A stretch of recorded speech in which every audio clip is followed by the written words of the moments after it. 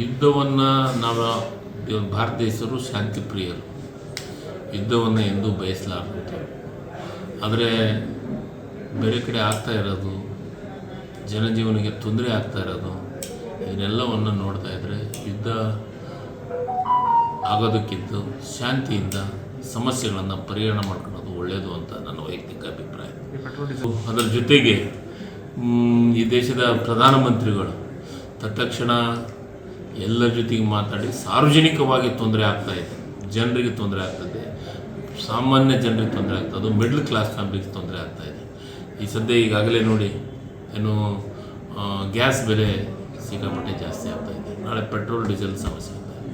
ಇದು ಆಗಲಾರ್ದ ರೀತಿಯೊಳಗೆ ಏನು ವಿಶ್ವಗುರು ಅಂತಂತೇನು ಹೇಳ್ಕೊತಾರೆ ಬಿ ಜೆ ಪಿ ಮಿತ್ರರು, ವಿಶ್ವಗುರು ಅವರು ಇದಕ್ಕೆ ಭಾಳಷ್ಟು ಶ್ರಮ ಪಡಬೇಕು, ಶ್ರಮಪಟ್ಟು ಈ ಕೆಲಸವನ್ನು ನೋಡೋಕೆ. ಇಲ್ಲಾಂದರೆ ವಿಶ್ವಗುರುಗಳ ವಿರುದ್ಧ ಮಾತಾಡೋಂಥ ಪರಿಸ್ಥಿತಿ ನಿರ್ಮಾಣ ಆಗುತ್ತೆ. ಯಾಕಂದರೆ ಎಲ್ಲರನ್ನೂ ಕೈ ಬೆರಳಲ್ಲೇ ಕಂಟ್ರೋಲ್ ಮಾಡುವಂಥ ಶಕ್ತಿ ಅಂತ ಬಿ ಜೆ ಪಿಯವರು ಹೇಳ್ತಾರೆ.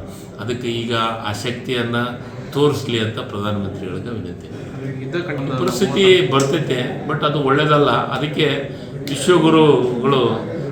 ವಿಶ್ವಗುರು ಅಂತಂದು ಹೇಳ್ತಾರಲ್ಲ ಬಿ ಜೆ ಪಿಯವರು, ಆ ವಿಶ್ವಗುರು ಮಧ್ಯಪ್ರವೇಶ ಮಾಡಲಿ ಅಂತ ನಾನು ನಿಮ್ಮ ಮುಖಾಂತರ ವಿನಂತಿಯನ್ನು ಮಾಡ್ತೀನಿ. Thank you sir.